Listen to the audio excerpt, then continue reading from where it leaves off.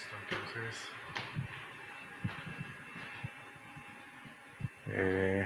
Bueno, buenas tardes a todos.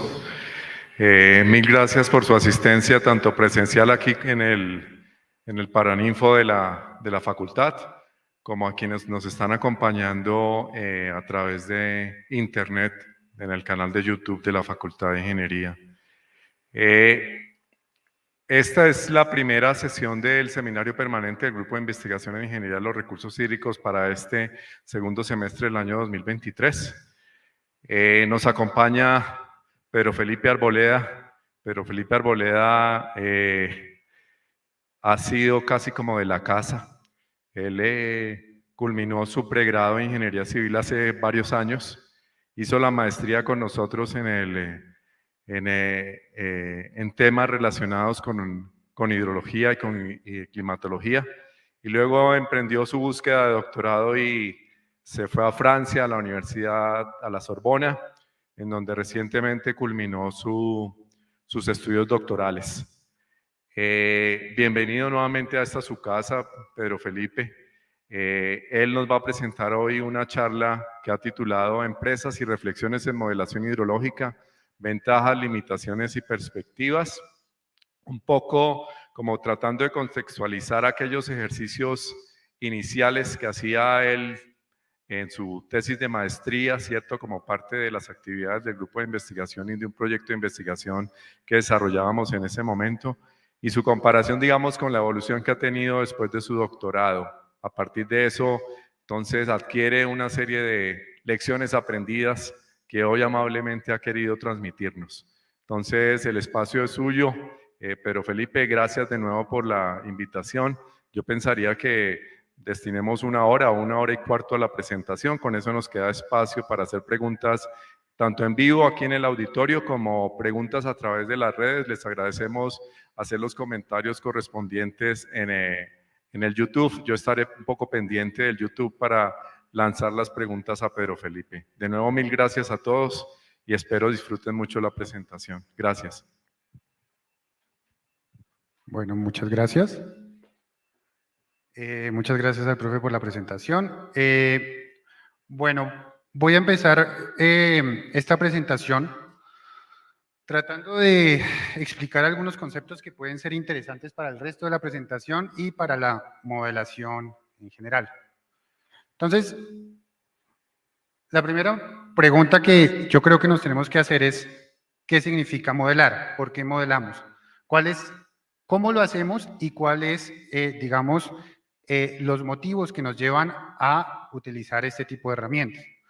Entonces, con esta diapositiva que hice hace varios años, lo que estoy tratando de explicar es que la modelación es tratar de representar la realidad de un sistema, en este caso un sistema ambiental, a través de un lenguaje matemático que básicamente consiste en entradas, una caja, en donde hay una relación entre esas entradas y una salida.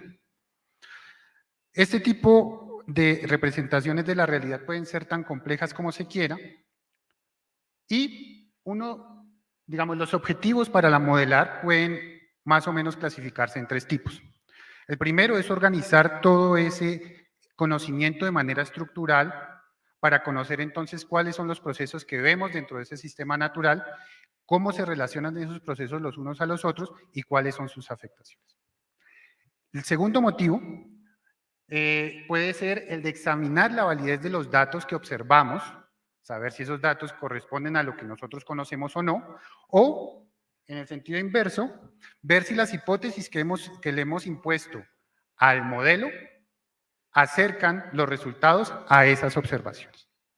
Y finalmente, un tercer motivo es el de hacer o explorar escenarios futuros, saber qué pasaría si, que lo vemos muy seguido, por ejemplo, en los temas de hidrología en cuanto a cambio climático. Entonces, como les venía diciendo, cada una de estas representaciones matemáticas utilizan funciones matemáticas y dentro de esas funciones hay unos valores esenciales que son los parámetros, que son los que definen cuál es la fortaleza de esa relación entre esa entrada y esa salida. Y este concepto de parámetros va a ser muy importante para lo que sigue, como ya les voy a mostrar. Entonces, tenemos unos valores que necesitamos conocer para que la relación refleje lo que vemos en la realidad. Estos valores de parámetros, ¿cómo se estiman? Bueno, una de las técnicas más clásicas que se utilizan en hidrología es el de la calibración. La calibración consiste en cambiar los valores de esos parámetros, correr el modelo y comparar con una variable observada. Es como si nosotros cambiáramos el dial de una radio para llegar a la emisora que queremos escuchar. Entonces, es relativo, pero que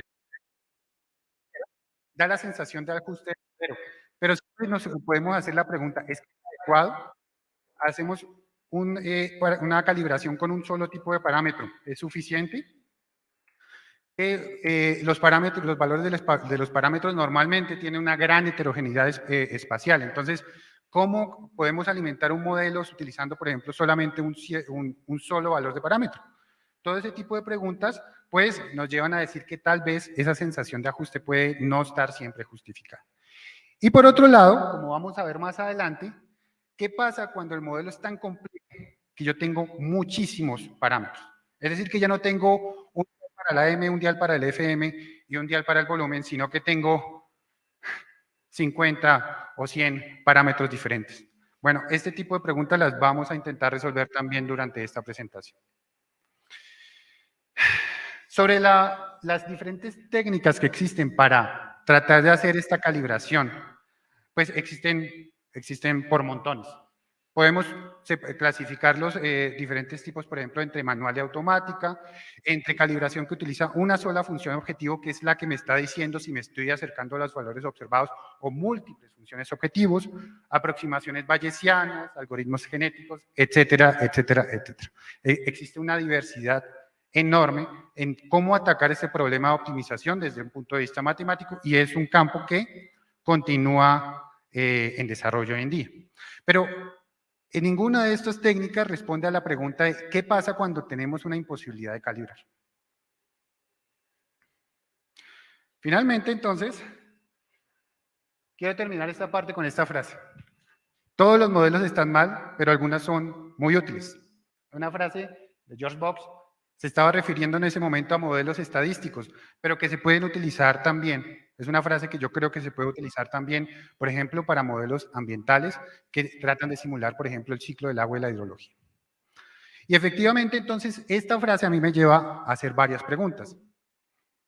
Son útiles, pero ¿útiles para qué?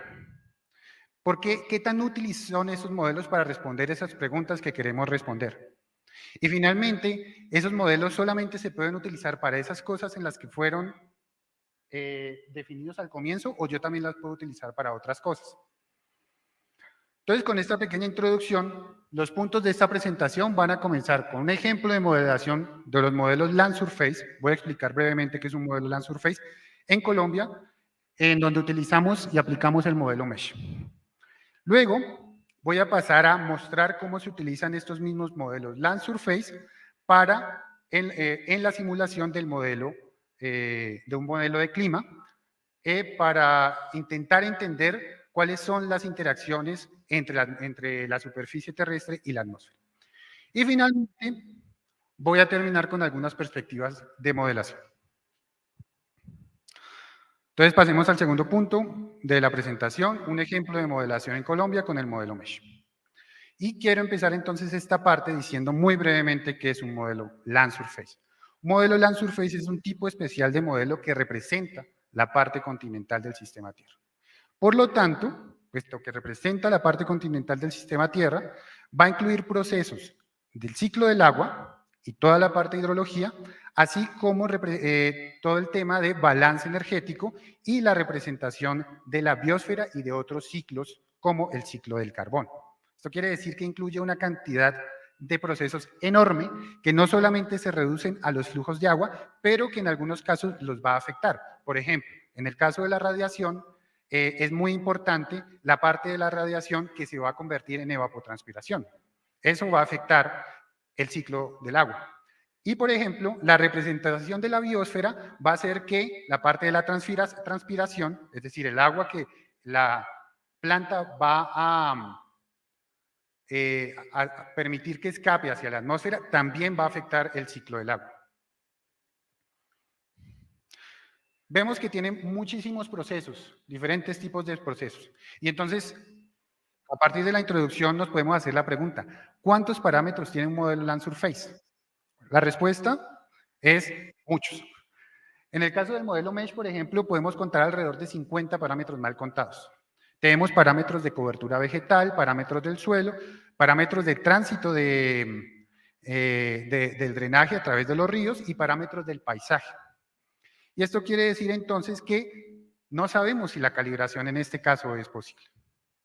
Nosotros intentamos atacar este modelo entonces aplicando el modelo MESH en la cuenca Magdalena-Cauca.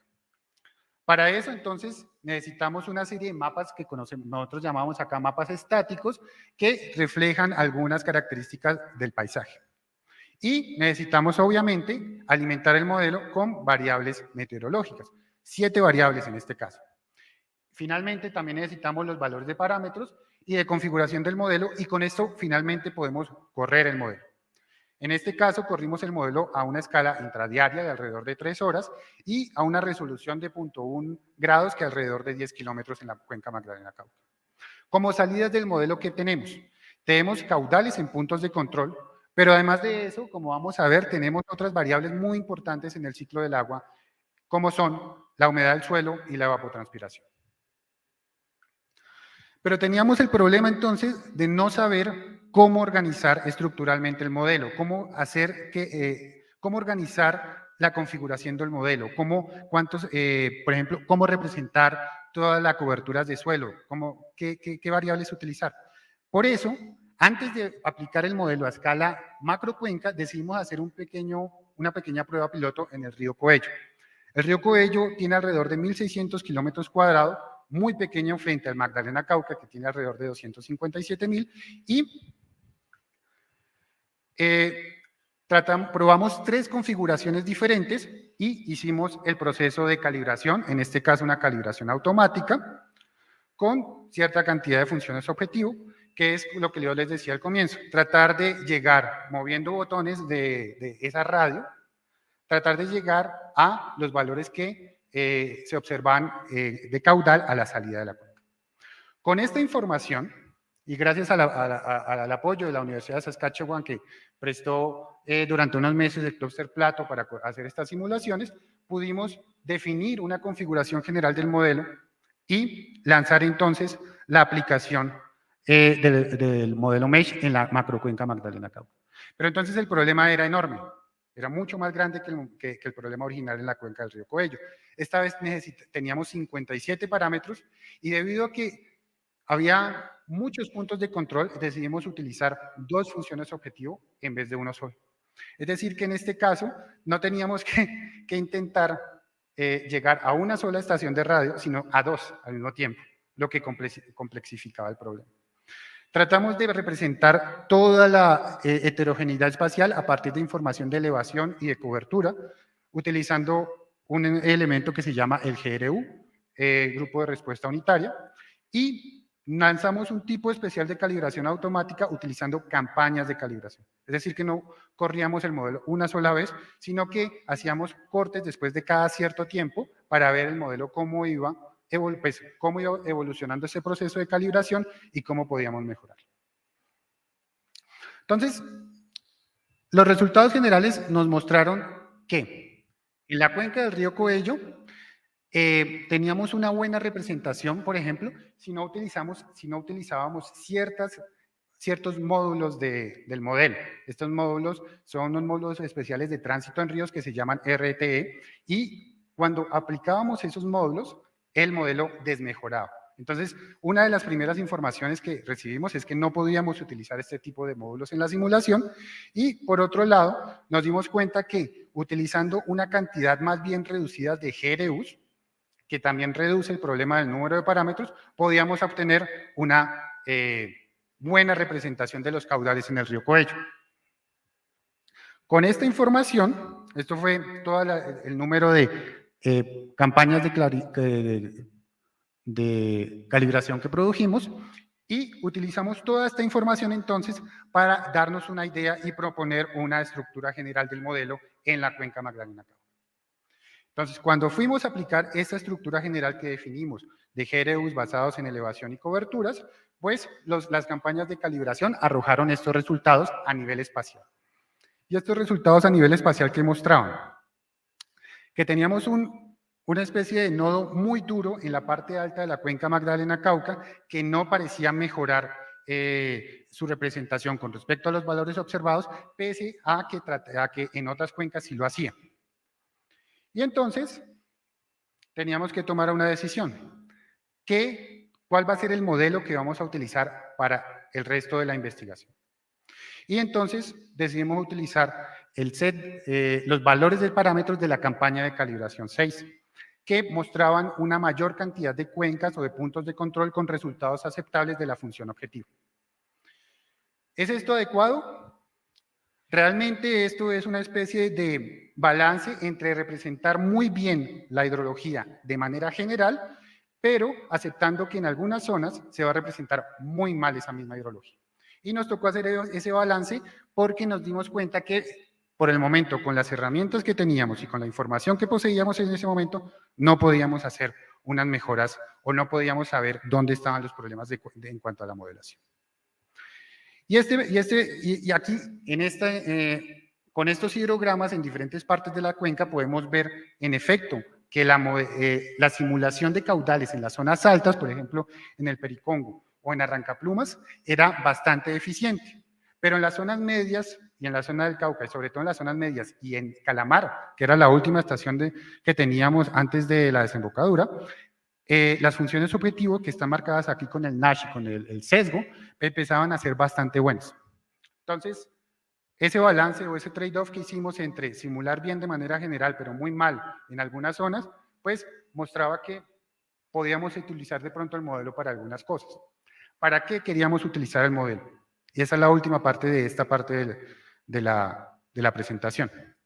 Queríamos utilizar el modelo para simular los efectos del cambio climático y de cambios de cobertura. Teníamos un modelo que ya representaba de manera más o menos adecuada la hidrología a escala regional, pese a que sabíamos que en algunas zonas la representaba de manera muy deficiente. Pero puesto que en general la representaba de manera adecuada, podíamos ver cuáles eran los efectos de primer orden de cambio climático y de cambios de cobertura. Y entonces lo que hicimos fue, en el caso del cambio del clima, utilizar una línea base que correspondía a 10 años de periodo histórico y cambiamos los valores de precipitación y temperatura a partir de los valores de la tercera comunicación de cambio climático del IDAM. Y con eso, entonces, podíamos representar los cambios en la meteorología de manera muy sencilla. En cambio, a los cambios de cobertura, lo que hicimos fue generar un escenario de deforestación y entonces lo que se deforestaba lo enviábamos directamente a las coberturas que incluían los usos agrícolas. Fueron una forma muy sencilla de mostrar esos cambios que en la realidad no son inmediatos y que en realidad ocurren de manera relativamente lenta y con una cierta evolución. Pero puesto que no teníamos mayor información, fue una buena primera aproximación a ver cuáles eran los efectos a escala regional. Y entonces los resultados que obtuvimos fue que solamente por cambio climático, que es esta primera que vemos acá, había cambios importantes, por ejemplo, en cuanto a transpiración y a cambios en la humedad del suelo, una disminución en la zona norte para las dos variables y un aumento más o menos importante también para las dos variables en la zona sur. Y en el caso de los cambios en las coberturas, pudimos observar que los cambios podían ser aumentos o disminuciones y que eran mucho más locales, lo cual tiene sentido porque algunas características de cobertura a nivel local, pues esos cambios podían generar aumentos o disminuciones en estas dos variables. Cuando incluíamos los dos efectos, según el modelo, una vez más, pues podíamos observar que se mantenía esa distinción norte-sur con algunos cambios importantes a nivel local, producto de los cambios en la cobertura. Ahora bien, si bien observábamos cambios importantes en las variables de transpiración y de humedad del suelo, cuando fuimos a analizar los efectos sobre el caudal del río Magdalena en la estación de Calamar, observamos que los efectos eran más bien pequeños sobre el caudal, para caudales bajos, medios y altos.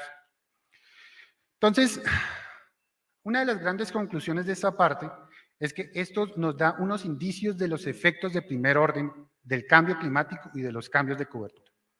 Pero hay que hacer mucha atención, porque ninguno de estos efectos, el modelo no incluía ninguno de los procesos importantes que pueden afectar estos resultados. Uno de ellos es el uso antrópico. Este modelo no incluye ni riego, ni, por ejemplo, toda la parte de embalses.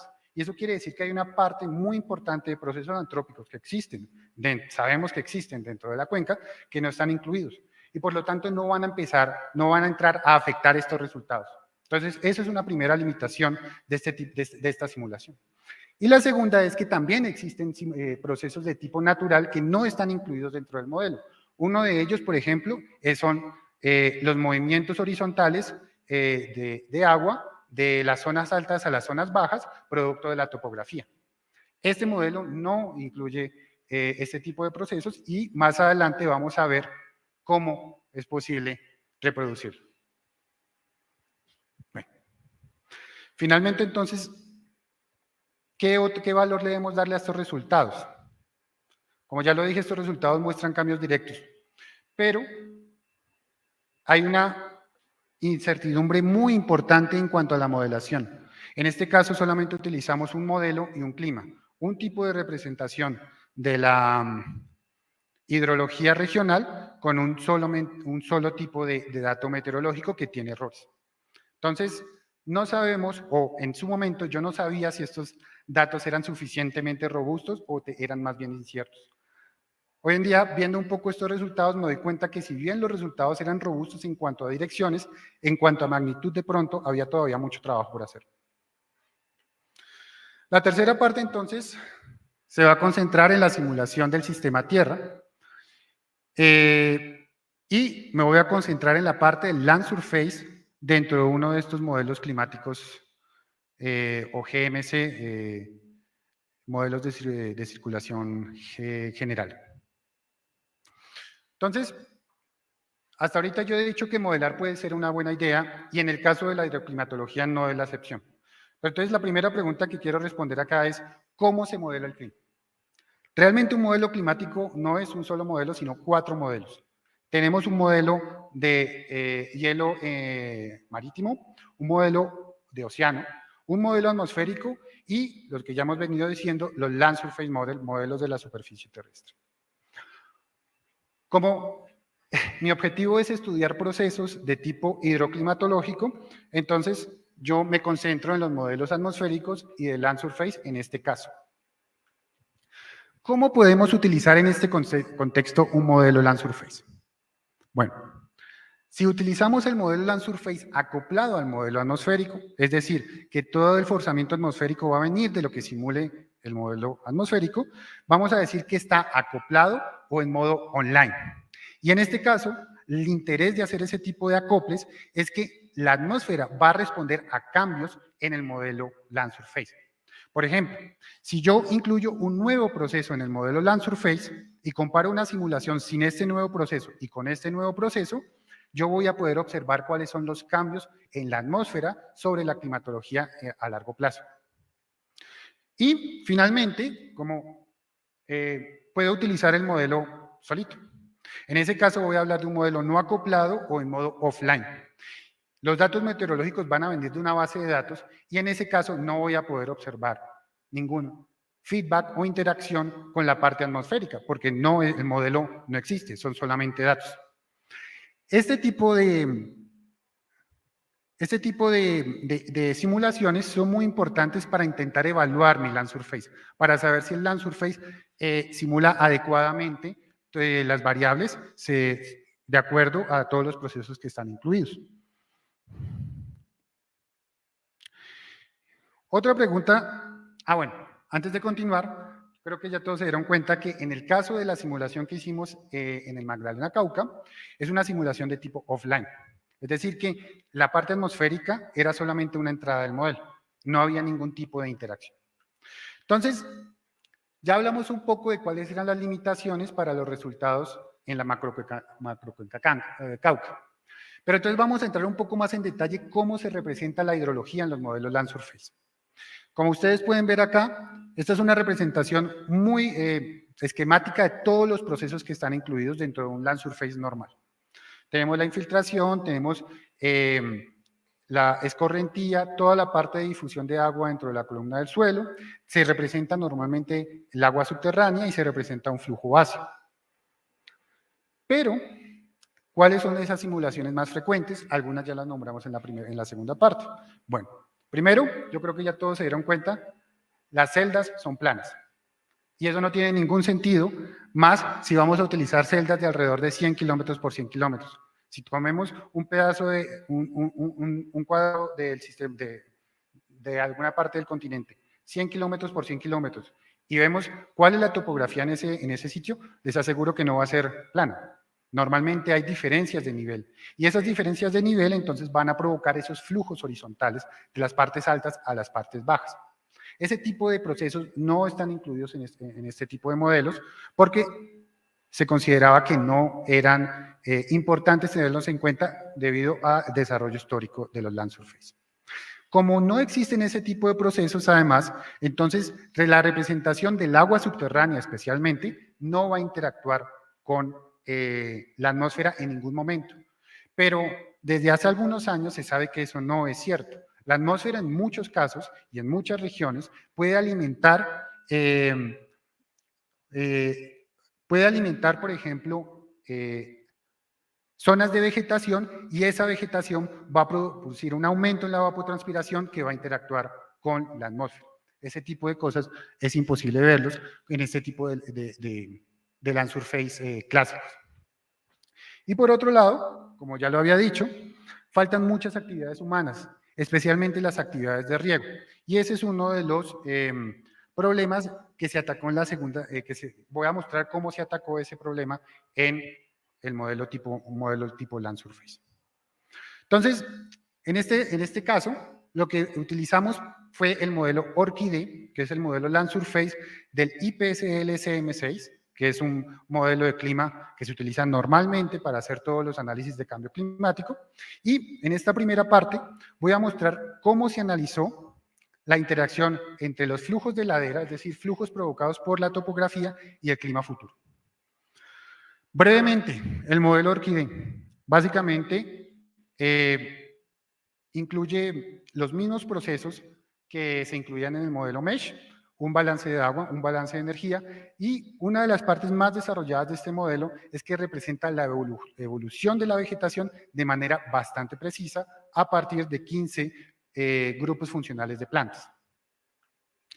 Básicamente representa la heterogeneidad especial a través de 15 PFTs que se reúnen en 3 columnas de suelo diferentes y necesitan más o menos la misma información que necesitaba el modelo MESH, información atmosférica, tipos de mapa de la vegetación y de la estructura del suelo, y otra información en forma de parámetros como el albedo, zonas irrigadas, zonas de inundación, etcétera, etcétera, etcétera. Entonces, queremos utilizar este modelo de forma acoplada para ver los efectos de los flujos de ladera en el clima. Tenemos que es la versión original del modelo ORCID, y queremos ver cómo podemos representar esos flujos de ladera. Entonces, lo que se hizo fue cambiar ligeramente la estructura del modelo e introducir una zona baja, lowland en inglés, que sirve como buffer entre la zona alta o upland y todo el sistema de drenajes de río. Esto quiere decir que estábamos incluyendo una fracción potencialmente más húmeda debido a la topografía, y por lo tanto que permitía la interacción entre el agua subterránea y la atmósfera a través de esta zona del lowland. Entonces, ya tenemos una representación, no sabemos si muy buena o muy mala, pero tenemos una representación de los flujos debido a la topografía, y vamos a ver cómo podemos correr este modelo para de forma acoplada para analizar sus efectos sobre el clima. Entonces, acoplamos el modelo Orquídea al modelo atmosférico que se llama LMDZ y queríamos ver cómo iba a ser esta interacción en el futuro. Por lo tanto, teníamos que utilizar un escenario de radiación. Nosotros decidimos utilizar el escenario de radiación SSP5, que es el que muestra el calentamiento más importante de acuerdo a todos los escenarios que produce el IPCC, y lo hicimos porque queríamos tener una señal de cambio climático fuerte. Entonces, realizamos dos simulaciones, una utilizando el modelo de referencia sin ningún tipo de flujo debido a la topografía, y otra simulación llamada HSL que sí incluía esta nueva parametrización. Teníamos un último problema y era el hecho de que teníamos que decirle al modelo en cada una de las celditas donde se va a correr el modelo cuál era la fracción que correspondía a la fracción baja. Y para eso, entonces, lo que hicimos fue prescribir esta información, es decir, alimentar el modelo con un mapa y dejarlo de forma estática. No es lo que sucede en la realidad. Normalmente esas zonas bajas pueden crecer y disminuir según la época del año en que se encuentran, pero, vuelvo y les digo, era una primera aproximación que nos permitía ver cuáles eran sus efectos. Vuelvo entonces un poco, ya con esta idea general de una simulación acoplada, vuelvo entonces un poco al tema de la parametrización y de qué tan buenos son esos parámetros del modelo Orquídea. ¿Cuántos parámetros puede tener un modelo como Orquídea? ¿Cómo se obtienen los valores de esos parámetros? Y si esos parámetros se calibran o validan. Para la primera pregunta, entonces, tiene decenas. Realmente, Orquídea tiene muchos parámetros y, por ejemplo, para la representación del tipo de suelo, cada tipo de suelo se representa con al menos 5 parámetros y solamente es el suelo. No he hablado todavía de la vegetación ni de otros valores del paisaje. ¿Cómo se obtienen los valores de esos parámetros? En general, pues se trata de utilizar tablas y mapas para el caso de la vegetación y la textura del suelo. Pero en otros casos, los valores son completamente aleatorios. Pueden provenir, por ejemplo, de una simulación que se hizo en una cuenca en África.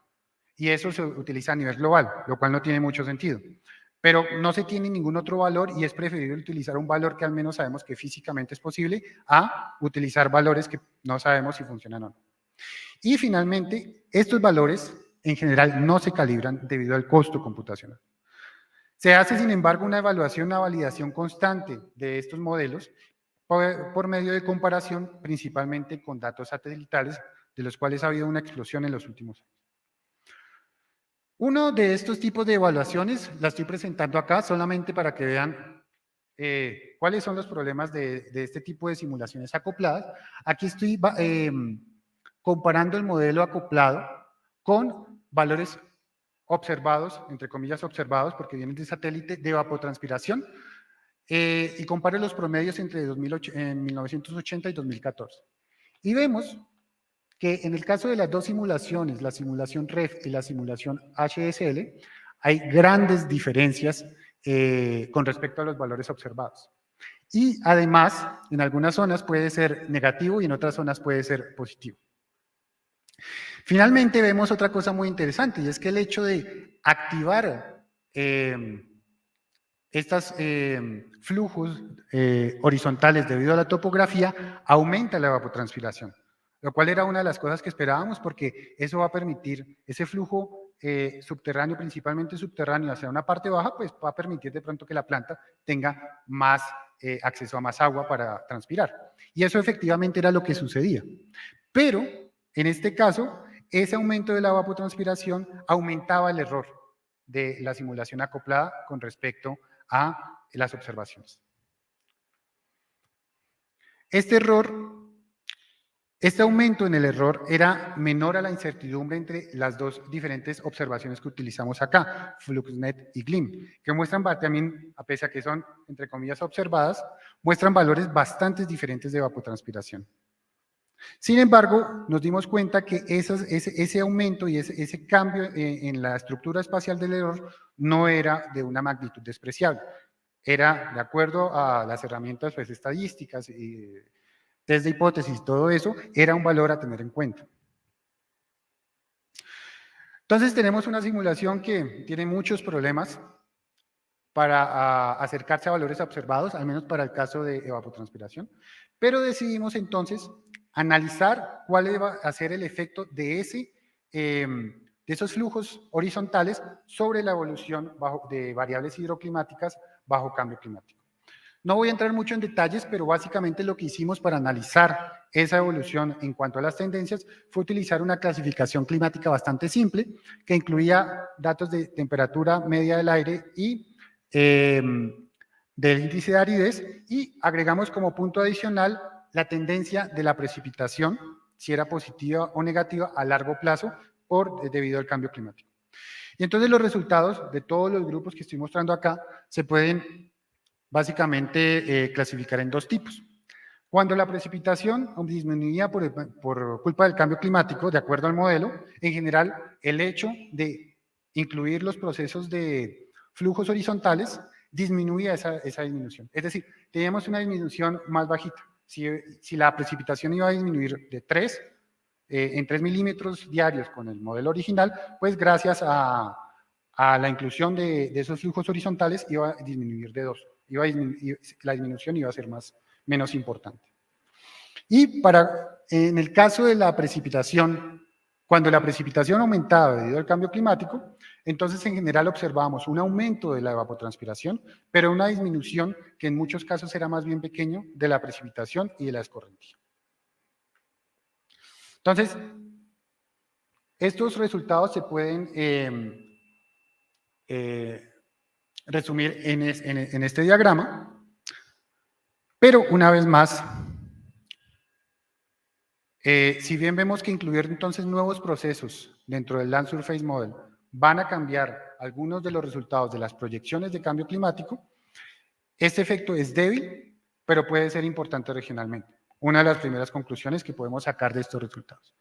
Y una de las grandes limitaciones es que no se incluyó ningún tipo de proceso antrópico como el riego, porque este proceso no está incluido en los tipos Land Surface, a pesar de que en muchas regiones este tipo de movimientos horizontales ocurren al mismo tiempo en que pues, las personas riegan los campos.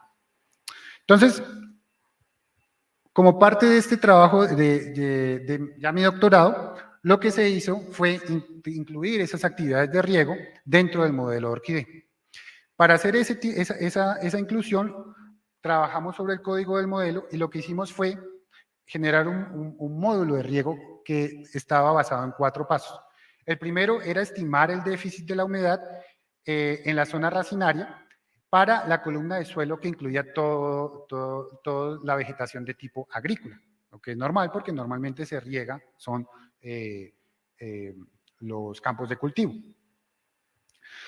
Luego de eso, utilizando, digamos, una aproximación, esta aproximación matemática con ciertos parámetros, se calculaba la demanda de agua. Esta demanda de agua, entonces, la íbamos a comparar con la oferta de agua en los reservorios naturales que tenía el modelo Orquídea. Básicamente son estos 3. Este overland que representa las cabeceras de los ríos, el groundwater que representa los acuíferos y el river que representa pues todo el drenaje de los ríos desde las zonas altas hacia el océano. Y entonces íbamos a comparar a nivel de celda la demanda con la oferta, teniendo 2 informaciones adicionales importantes. Primero, cuál era el área equipada para riego según fuente de agua, es decir, si dentro de la zona no había infraestructura para bombear agua del acuífero, entonces el modelo nunca iba a tomar agua del acuífero. Y segundo, intentamos preservar siempre un mínimo de agua para los ecosistemas, tratando de representar el flujo ambiental. Entonces, finalmente, a partir del mínimo entre la demanda y la oferta, extraíamos agua de los reservorios naturales y aplicábamos el agua sobre la superficie de la columna para que el modelo lo infiltrara de manera, entre comillas, libre. Entonces, como ya teníamos el esquema incluido dentro del modelo, el siguiente paso era analizar cuál era la sensibilidad de los diferentes parámetros para saber cuál es el parámetro que teníamos que calibrar. Y luego de un proceso de calibración bastante simple, comparamos cuáles eran los resultados entre una simulación sin riego y con riego, que es lo que yo voy a mostrar acá. Me voy a concentrar solamente en valores de riego y de caudales, pero realmente la evaluación fue mucho más amplia, todas las variables que estoy mostrando acá. Empecemos entonces con la variable riego, que también representaba el riego nuestro esquema de irrigación a escala global. Para eso entonces comparamos nuestras estimaciones de riego a escala país con valores de Aquastat, que es una base de datos de la FAO, y con una reconstrucción mucho más fina, que proviene de un paper de Sachs et al. Del 2009.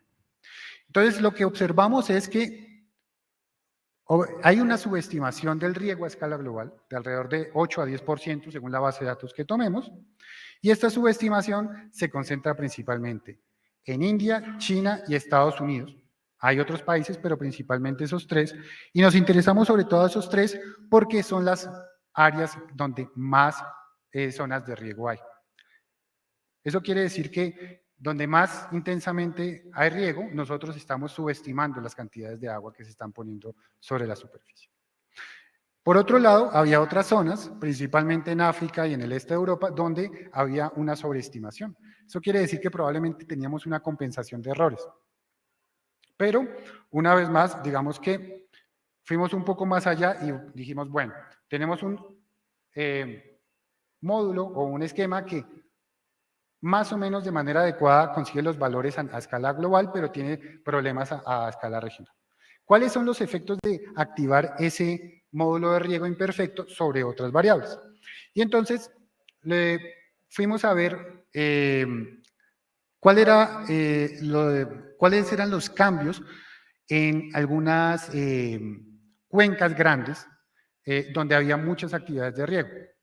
Aquí estoy mostrando entonces el caso del Danubio, donde observamos que hay una reducción del caudal. Y hay una reducción del caudal porque parte del agua que normalmente estaba en el río se está extrayendo para regar los campos y ahí debe haber un aumento de la evapotranspiración. En eso consiste básicamente el riego. Entonces es normal que nosotros estemos viendo esa disminución en el caudal porque hay una utilización del recurso hídrico.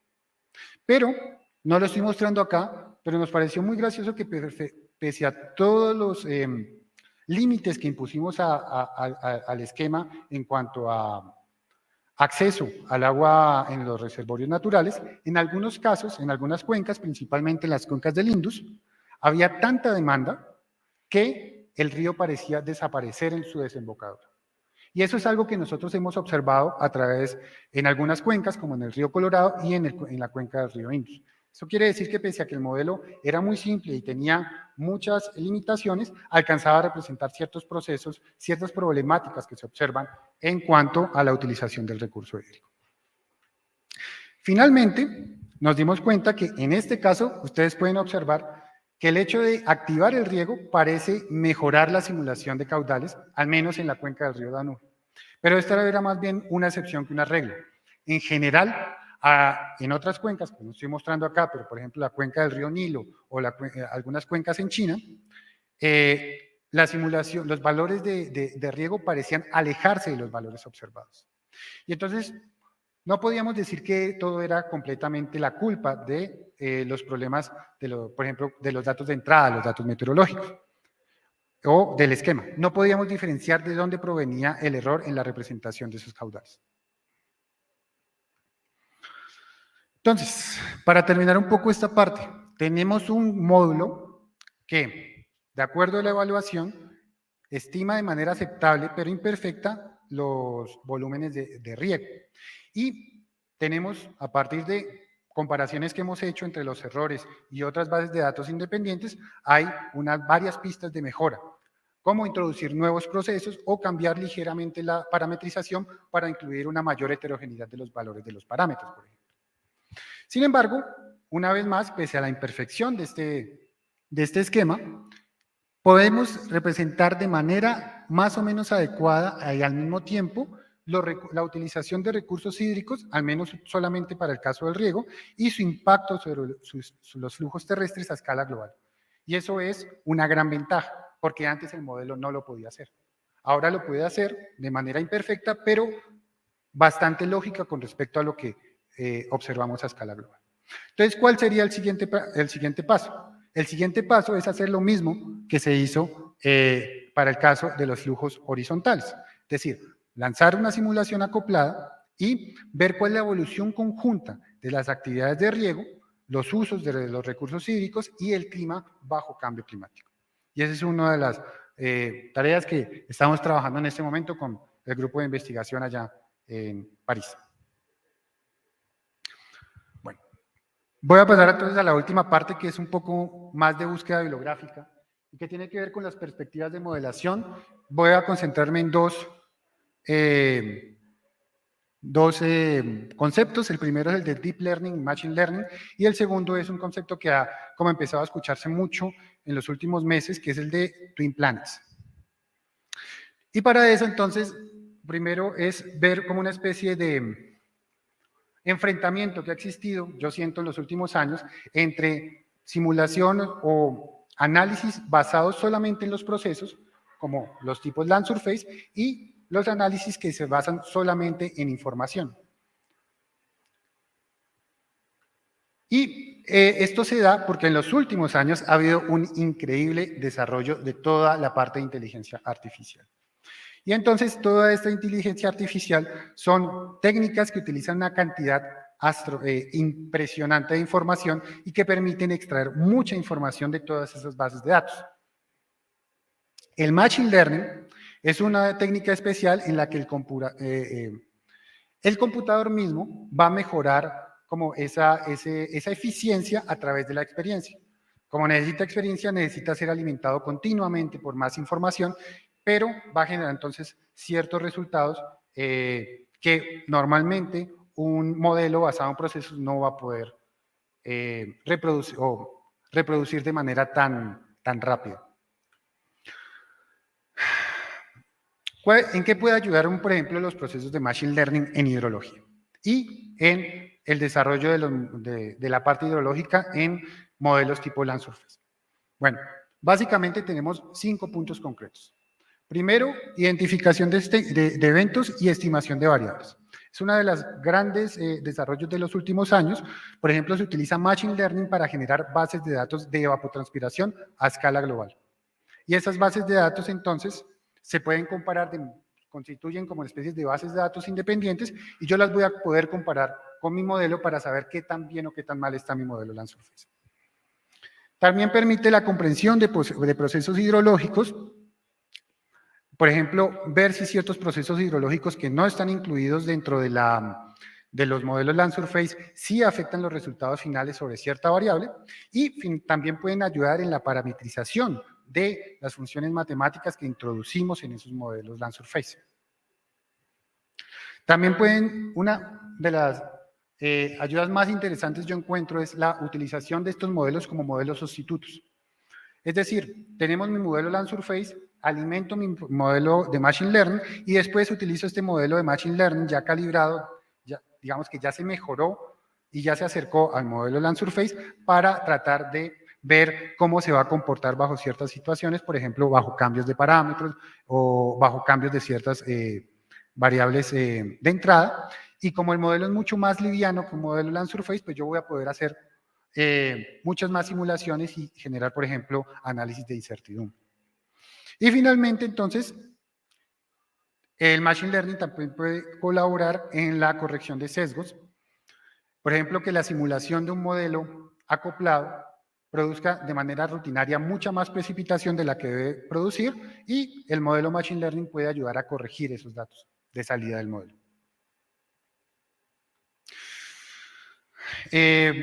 Bueno, más o menos ya comenté que va a permitir o permitirá en algún momento de pronto utilizar este tipo de proceso de modelos de Machine Learning, pero esos son solamente algunas ideas y realmente yo estoy seguro que las posibilidades son muchas más y no las hemos nombrado acá. La segunda parte o la segunda perspectiva de la que quería hablar es lo que se conoce como Digital Twins o gemelos digitales del sistema Tierra, que es un proceso, un concepto un poco extraño, pero que básicamente consiste en generar un sistema basado en modelos y en datos que replica todos los estados del sistema Tierra y su evolución temporal. Como se basa en modelación, pero también en datos, este tipo de gemelo del sistema Tierra tiene que ser alimentado por todo tipo de información durante todo el tiempo. Y entonces va a ayudar a varias cosas. Primero, va a ser de altísima resolución, de acuerdo pues, a los desarrollos de lo que se está haciendo en este momento, y entonces debería ser factible utilizar este tipo de sistemas. Ya no podemos cambiarlos, ya no son solamente modelos, sino sistemas. Podría ser posible utilizar las salidas de estos sistemas, por ejemplo, a escala local, cosa que es una de las grandes desventajas de los Land Surface, que tienen una resolución muy gruesa. Se supone que va a predecir y monitorear. Y además que va a incluir técnicas como de Machine Learning, por ejemplo, para identificar y corregir errores de manera automática. Entonces, como a raíz de todo lo que hemos visto, una de las grandes preguntas que tienen este tipo de sistemas, vuelvo y digo, ya no son realmente solamente modelos, es que parece que es un modelo que es el modelo de los modelos. Va a ser un modelo con todo, observaciones, todas las técnicas que existen y toda la información existente para alimentar estos modelos, con el fin de que no se necesite más modelos ni observaciones. Es un poco la idea. Todo al mismo tiempo. Yo soy realmente...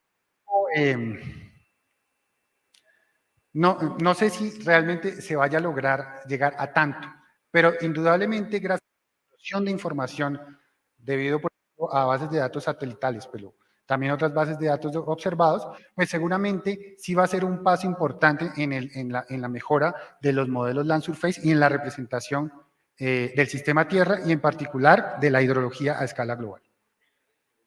Entonces, algunos mensajes para la casa. Con esto quiero terminar mi presentación. Primera es entender que todo modelo, al menos todos los modelos basados en procesos, pero también los modelos basados en información, son fundamentalmente erróneos. Incluso uno calibrado, incluso uno que parece acercarse a una o dos observaciones que utilizamos en el proceso de calibración. Pero esto no quiere decir que la modelación y que los modelos no sean útiles. De hecho, son grandes herramientas, por ejemplo, para ver si estamos representando o si entendemos adecuadamente un sistema ambiental particular.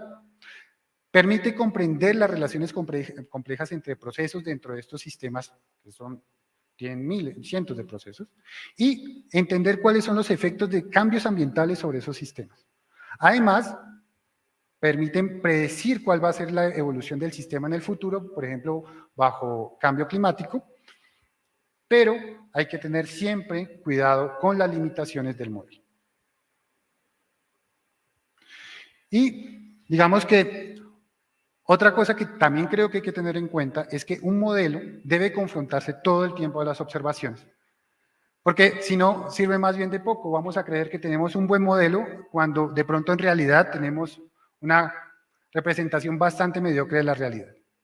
Y con esta idea entonces me gustaría terminar con una cita de un investigador francés, Simon Gascoigne, que dice: confrontar los modelos a las observaciones siempre dará muchas enseñanzas, porque creo yo, las observaciones tienen el poder de estimular y de calmar al mismo tiempo la imaginación científica.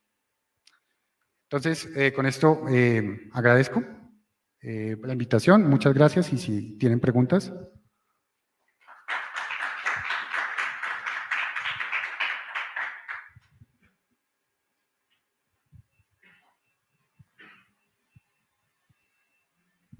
Muchas gracias, Pedro Felipe, por la ilustración en cuanto a no solo el recorrido de modelación que ha llevado a cabo usted en los últimos años, sino en cuanto a las nuevas perspectivas, lo que trae en temas de modelación, los nuevos avances. Quisiera primero preguntarle al auditorio aquí presente si hay alguna pregunta, ¿cierto? Ideal sería que utilicemos el micrófono porque estamos transmitiendo. Y luego daría un espacio para que las personas que nos están viendo virtualmente pudieran hacer sus comentarios y preguntas. Adelante, Alejandro. Bueno, agradeciendo la presentación, a mí me surgen varias dudas con respecto pues, la modelación que nos mostraste de la cuenca Magdalena-Cauca, en una parte de la presentación leí que había una resolución de 100 kilómetros. O sea, algo vi que se representaba por píxel 100 kilómetros. No sé si eso está bien. Eso es como un grado elipsoidal, más o menos. Creo que sí, más o menos. Pues tengo entendido que satélites son de 0.04 a 2.5 grados. Un grado creo que es el promedio y no sé qué satélite usaste para eso. El caso es que para hablar de parámetros de entrada, yo he hecho varias comparaciones de datos in situ con datos satelitales y varían más o menos hasta un 70%. Y me gustaría saber, para ese tipo de correcciones, sí, o sea, qué recomendaciones darías o, o cómo podemos estimar de manera verídica pues, un dato, porque incluso en las series in situ hay variaciones en cuanto a que tienen registro hasta cierta parte y, por ejemplo, cambia la consistencia de las series de datos y eso no se sabe debido a qué, o sea, porque a nosotros, pues nosotros tenemos acceso a las bases de datos, pero difícil saber qué ha pasado durante el transcurso con las estaciones. Eso uno. Dos, para modelar una cuenca tan grande como la del Magdalena Cauca, es que yo también he estudiado esa cuenca y tiene varios comportamientos, pues por ejemplo, me he dado cuenta que empieza bimodal, luego llega una parte monomodal, después otra vez bimodal, y incluso después de que se conecta con el Cauca, cambia otra vez el comportamiento. Y es que la manera de estimar de cierta manera tanta área me parece pues muy loco, pues de esa manera, aunque tú lo enfatizaste de que todos los modelos son erróneos y que de cierta manera igual hay que pues basarse en los datos registrados con lo que uno obtiene, y a pesar de que es erróneo, pues es algo que uno intenta hacer porque de cierta manera si uno llegue a resultados que después se verán si son verídicos o no, pues eso es lo que está en nuestras manos y lo que nosotros podemos hacer de momento. Pues sí, o sea, resumiendo lo que te estoy diciendo, qué pena tanta locura, pero es que estoy trabajando en algo similar y pues sí, ¿cómo haces para más o menos tomar datos teniendo en cuenta que los datos in situ varían de los satelitales y para áreas tan grandes como el Magdalena Cauca? Obviamente incluso no voy a hablar de evapotranspiración porque para usar Thornweight para todo, pues muy loco, sí, qué pena. Bueno, pero respóndeme esa primera pregunta y no he leído más. Gracias. Bueno, la primera pregunta es fundamental, de hecho. ¿Cómo podemos comparar valores simulados de modelos que van a generar valor, por ejemplo, en el caso de evapotranspiración, son valores promedios a nivel de esa celda, a una resolución dada, con valores satelitales que realmente son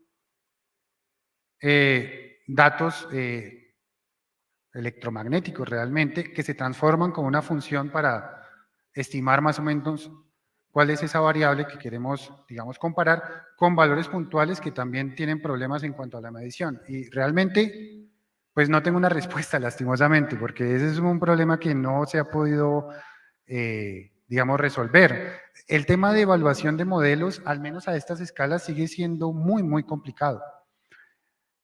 Podemos comparar con, por ejemplo,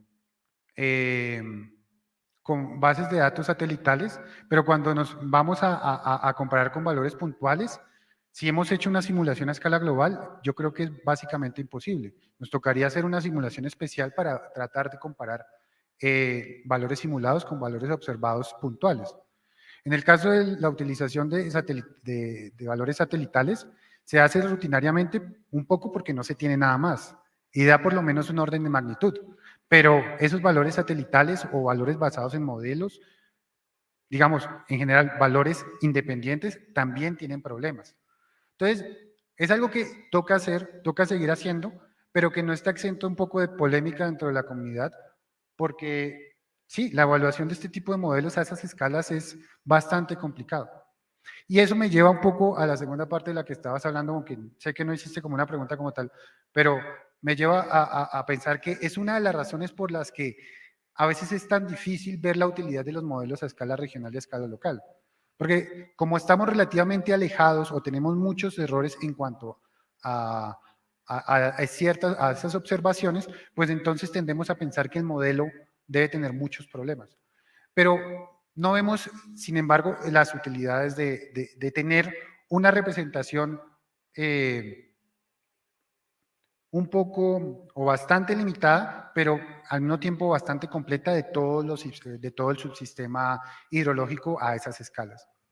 Creo que es por eso que es una gran ventaja tener este tipo de modelos a escala regional o a escala global.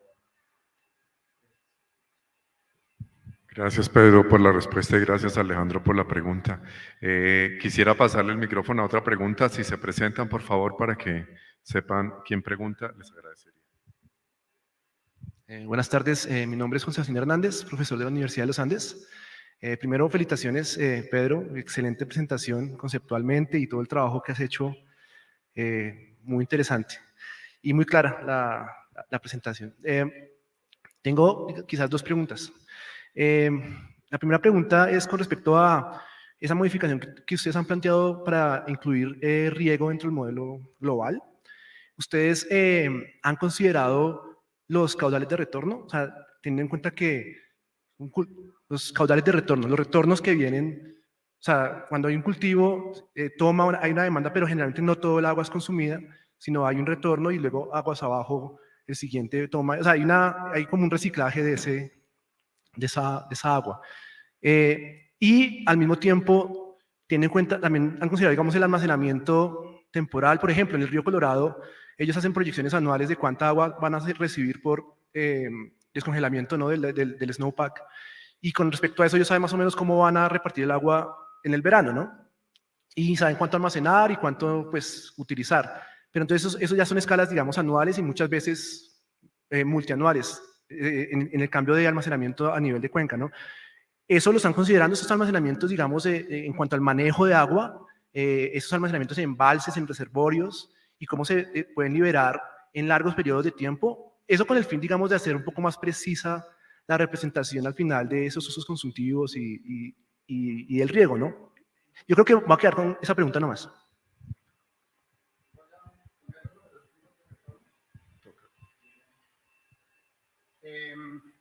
Puse esa diapositiva justamente porque dentro del esquema, aquí es cuando vamos a aplicar el agua de riego a la columna de suelo que incluye todos los cultivos. Dentro del esquema lo que decidimos es que nosotros ponemos el agua en la superficie para infiltración. Porque estamos representando solamente un tipo de técnica de riego que se conoce como riega por inundación o flood. Y después de eso, el modelo se encarga de repartir los flujos. Eso quiere decir que bajo este esquema, una parte puede partir como escorrentía o puede infiltrarse y puede llegar al acuífero. Entonces, indirectamente, estamos incluyendo la parte de flujos de retorno dentro del esquema. No lo manejamos nosotros, dejamos que el modelo se encargue de él mismo decidir qué va a pasar con esa agua.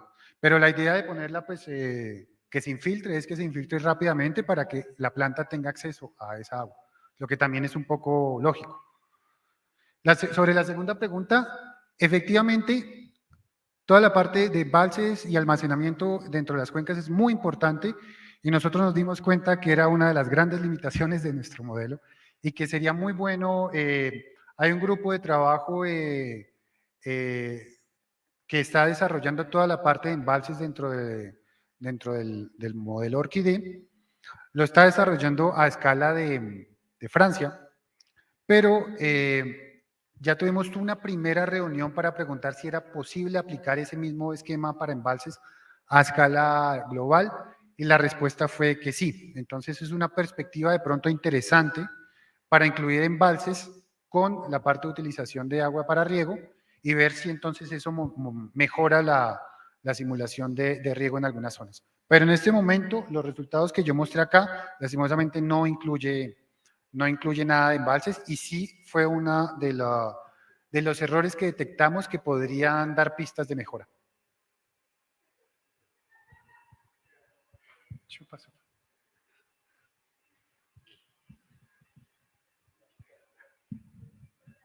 Buenas tardes, Pedro Mauricio. Primero que todo, quiero felicitarte por tan excelente proyecto que desarrollaste y por el título que obtuviste. Tengo dos preguntas particulares. Una, respecto de las escalas temporales que empleaste, tanto para el tema climatológico como para el tema de cobertura vegetal. ¿Cuáles fueron?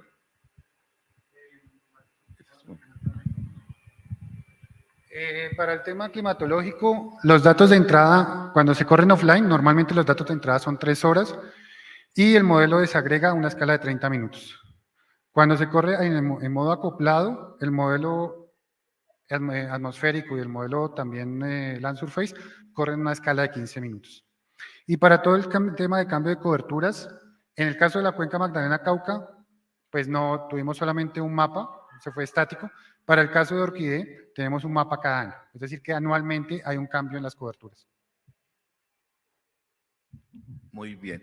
Y la segunda pregunta es referente a los resultados que tú obtuviste. Con la hipótesis que tú tienes que empleaste para el tema de riego, en los resultados, no sé si lo tenías dentro de tus objetivos, identificaste que para las épocas de alta pluviosidad, el volumen de riego, pues, por condiciones normales, pues, naturales, pues, baja.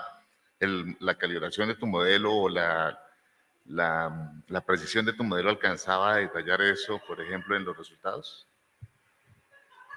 Sí, como el esquema está basado en un déficit de humedad del suelo, pues cuando hay precipitaciones, la humedad del suelo aumenta y entonces ese déficit se vuelve cero. Entonces, efectivamente, nosotros veíamos, para ciertas cuencas, veíamos una disminución, siguiendo, digamos, la época del año, época de lluvias o época de estiaje. Hay otras cosas que, digamos, no pudimos representar. Por ejemplo, el hecho de que normalmente el riego se para unas semanas antes de que se vaya a hacer toda la recolección. Esa parte no está representada en esta versión del modelo.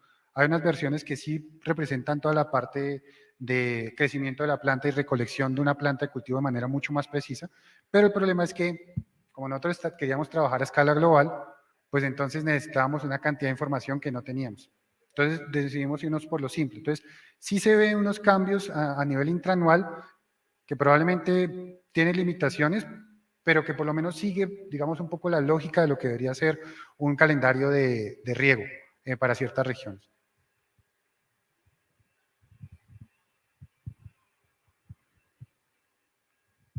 Hola Pedro, muchas gracias por la presentación. Es impresionante pues lo que se intenta hacer hoy día con todos los avances. A mí me surge una pregunta un poco más de discusión y es, digamos, en el mundo actual se están dando muchas discusiones en política pública precisamente con resultados con este tipo de modelos, donde se hacen pronósticos de que si no se hace algo con las actividades humanas, mire lo que puede pasar con el aumento de la temperatura, si eso cambia el océano, por lo tanto cambia la precipitación y todos los efectos que puede tener y repercusiones en riesgos en seguridad alimentaria, en seguridad hídrica, seguridad energética. Digamos que la pregunta es, con toda esa incertidumbre que tienen estos modelos, sí, que es elevadísima con con todas esas respuestas, ¿cómo ves la situación de que se tomen las decisiones de política pública basadas en ese tipo de modelos?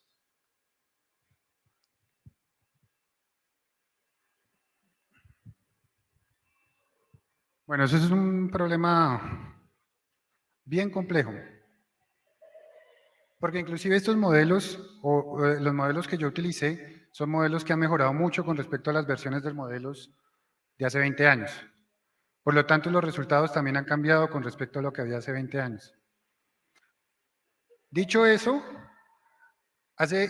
digamos, en la literatura, un premio, que creo que fue el premio Nobel del año pasado, de apellido Manabe, que fue uno de los pioneros en cuanto a desarrollo de Land Surface para modelos climáticos, hizo una comparación de algunas simulaciones que hizo a finales de la década de los 80 con observaciones hoy.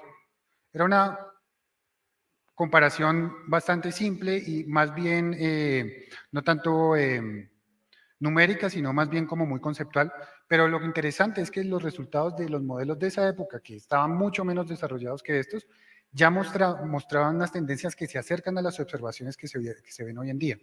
Entonces, eso quiere decir que, una vez más, estos modelos realmente son útiles para ver por lo menos la evolución general de todos estos sistemas a escala global y a escalas por lo menos continentales.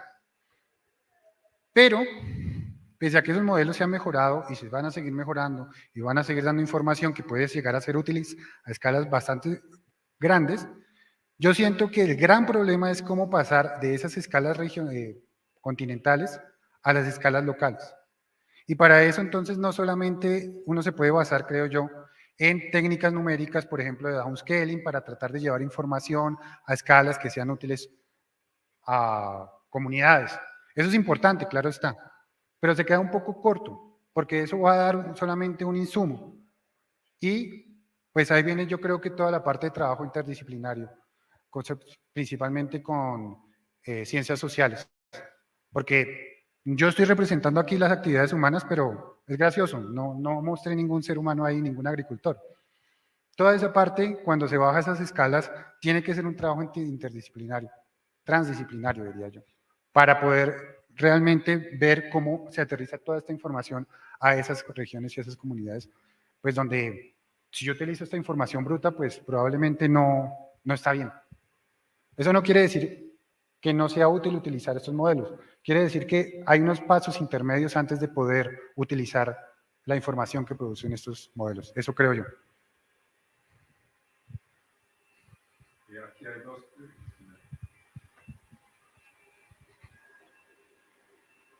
Hay dos preguntas que lanzaron quienes nos están siguiendo en las redes. David Araque pregunta, ¿es suficiente calibrar modelos con un dato de caudal medido en campo? Yo diría que depende para qué.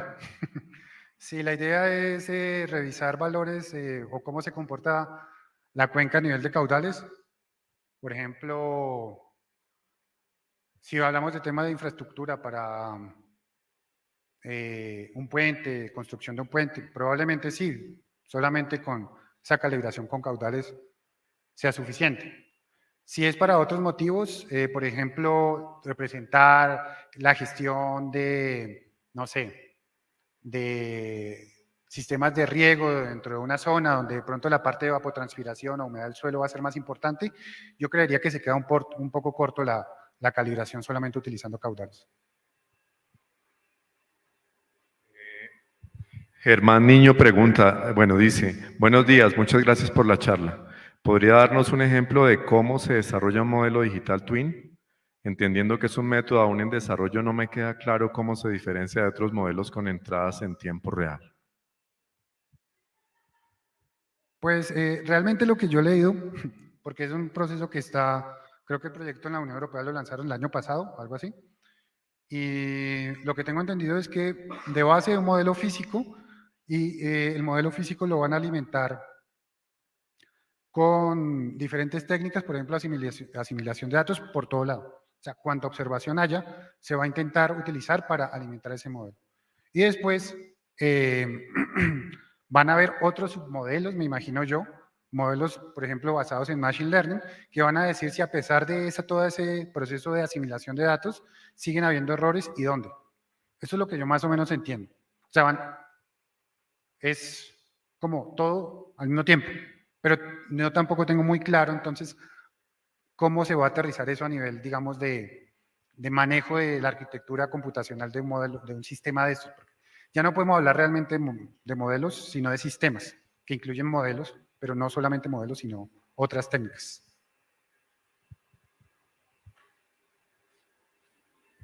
No sé si hay alguna pregunta adicional aquí en el auditorio. Adriana.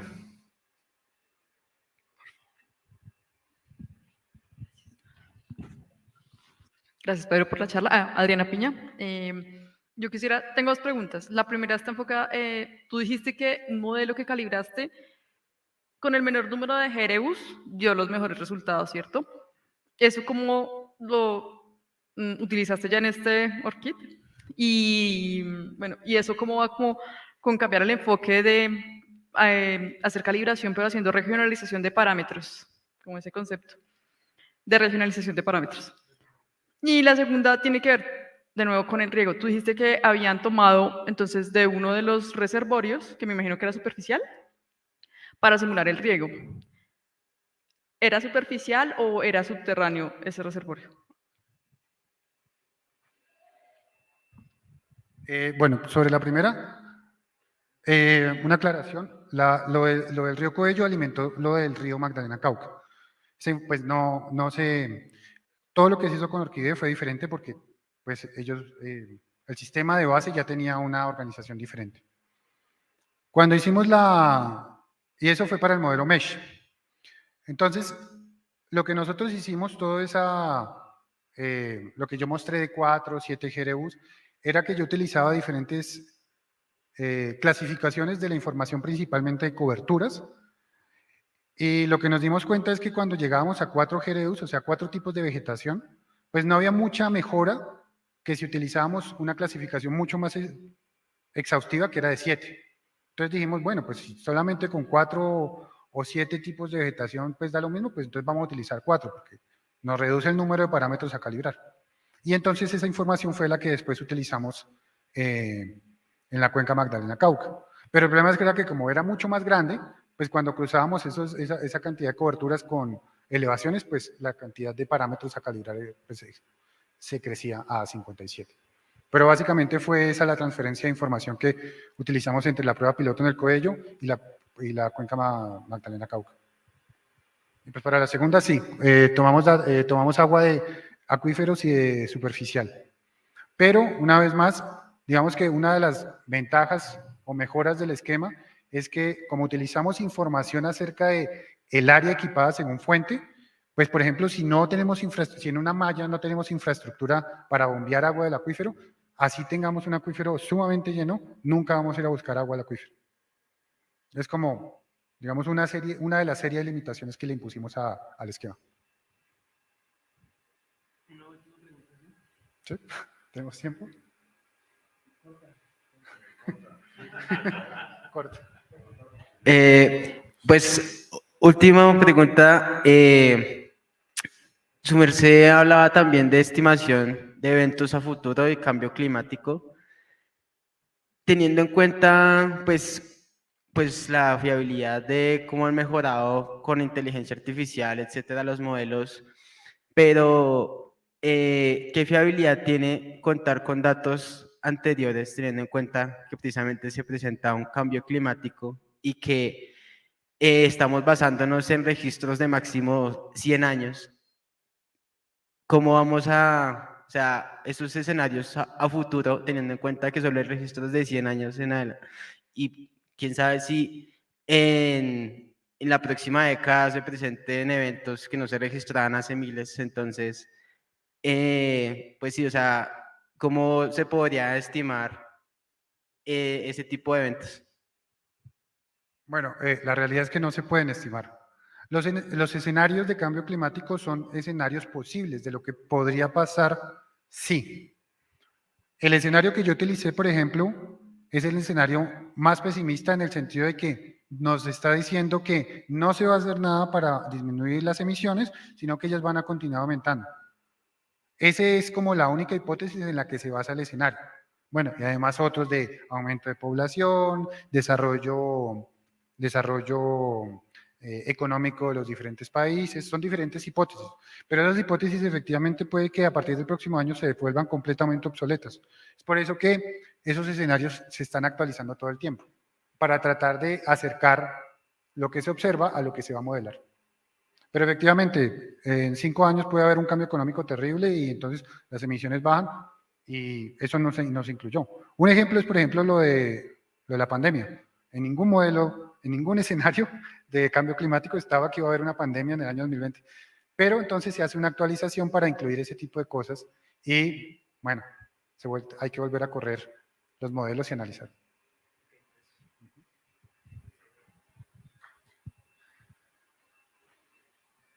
Bueno, antes de agradecerle nuevamente a Pedro, yo quisiera hacer una pregunta y es un poco relacionada también con el tema que han comentado varios de los que han preguntado y es el tema de la incertidumbre, ¿cierto? Varias de las fuentes de información que utiliza el modelo utilizan datos puramente determinísticos, ¿verdad? Y obviamente yo entiendo que tratar de calcular incertidumbre se vuelve un problema cuando la corrida de un modelo de esto se requiere hacer en un supercomputador y tarda días. Obviamente tratar de analizar incertidumbre es complicado, ¿cierto? ¿Cómo podría abordarse ese escenario? Sería mi primera pregunta. Y mi segunda pregunta sería, digamos, aquí en nuestro país estamos, yo creo que nos falta bastante recorrido para llegar a estar en ese punto en el que podamos nosotros mismos implementar nuestros modelos y tomar decisiones con respecto a eso. ¿Qué sugerencia existiría, por ejemplo, desde su óptica? Piense, por ejemplo, el IDEAM o piense, por ejemplo, un distrito de riego, un conjunto de usuarios para tratar de mirar cómo su modelo representa, digamos, el tema hidrológico y de aprovechamiento de agua en una zona relativamente grande.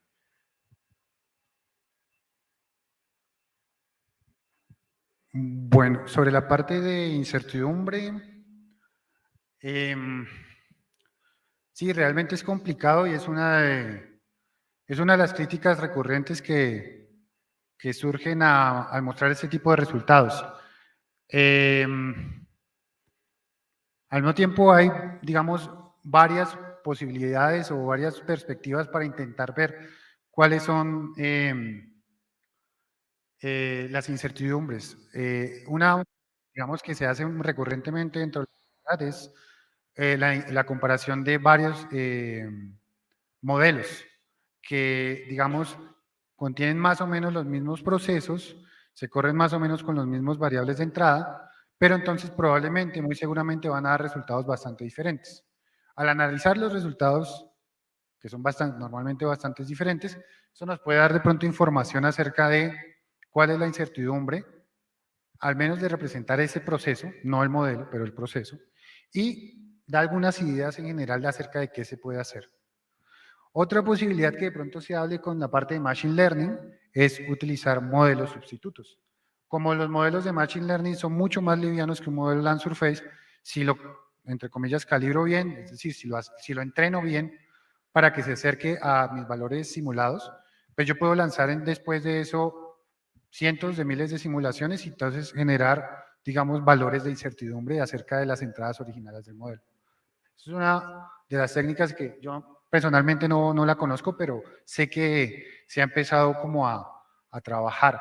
Y la he visto en algunos papers a escalas más bien locales, pero pues si la técnica da buenos resultados, probablemente veamos algunos ejemplos a escalas regionales o, por qué no, globales. Y sobre la segunda pregunta, pues yo creo que se han hecho algunos adelantos, algunos en los que yo pues tuve la oportunidad de pues, colaborar, por ejemplo, cuando estábamos en el Air to Observe. Creo que con el tiempo me he dado cuenta que eran importantes y que de pronto no eran tan comunes. Lo que se hizo, por ejemplo, con el modelo MESH, pero no solamente con ese modelo. Y yo creo que lo que habría que hacer es tratar como de seguir esa línea de investigación. Sería muy interesante seguir como mejorando, escoger uno o dos tipos de modelo de diferente complejidad y empezar a trabajar, digamos, accediendo al código, cambiando cosas, comparando todo el tiempo con el tema de observaciones. Pero pues para llegar a ese punto hay, yo creo que dos o tres cuestiones importantes. Primero, el tema de infraestructura. Correr un modelo de estos, mesh, no hablemos de modelos acoplados, hablemos de modelos en modo offline, igual come una cantidad de recursos importantes en cuanto a computación. Hay que ver cómo se puede resolver ese problema y yo creo que pues de pronto no se necesita un supercomputador, pero sí ver si se pueden utilizar ciertos servicios como Cluster o algo así. Y pensar que ese tipo de herramientas no solamente nos va a servir a nosotros como hidrólogos o hidroclimatólogos, sino también a otros investigadores. Entonces, de pronto, tratar de llegar a que se provea de manera comunal ese tipo de servicios a nivel de, por ejemplo, universidad o a nivel de Bogotá, yo creo que debería ser posible. De pronto no un supercomputador, pero sí, por ejemplo, unos 2 o 3 clústeres. No veo por qué en Bogotá no se podría hacer, por ejemplo. Y lo segundo es el tema, digamos, de que creo que por temas políticos, en algunos casos, ciertas instituciones hacen algunos adelantos que pueden ser pequeños o grandes y después lo dejan y después vuelven a recomenzar y después otra vez se paran. Y pues sería interesante tratar de que ese tipo de adelantos primero se hicieran a partir de sí una red, vuelvo y digo una red por lo menos a nivel Bogotá, y segundo que un poco no estuvieran tan supeditados a esos tiempos políticos. Creo que eso podría mejorar mucho como la velocidad a la que se hacen ese tipo de implementaciones y mejoras a un modelo y análisis también. Bueno, muchas gracias Pedro Felipe por su interesante charla que ha motivado muchas preguntas, muchas ideas, quizás allí detrás. La invitación sigue abierta para que cada vez que visite nuestro país, bienvenida a las puertas de esta su casa.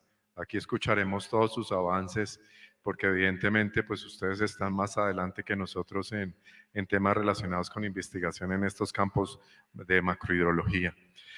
Agradezco a cada uno de ustedes su participación o su presencia aquí en el auditorio. A los que nos están acompañando de manera virtual les agradecemos haber estado hasta este momento, por sus preguntas también.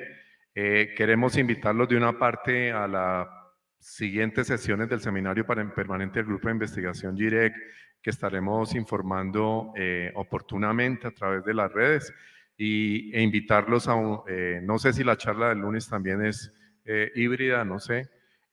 Hay una charla que va a dictar Pedro Felipe la semana entrante, en la tarde creo, también relacionada con estos temas, pero más enfocada a temas de aguas subterráneas, y allí pues si se puede estarían invitados también. Muchas gracias de nuevo y nos vemos en la próxima.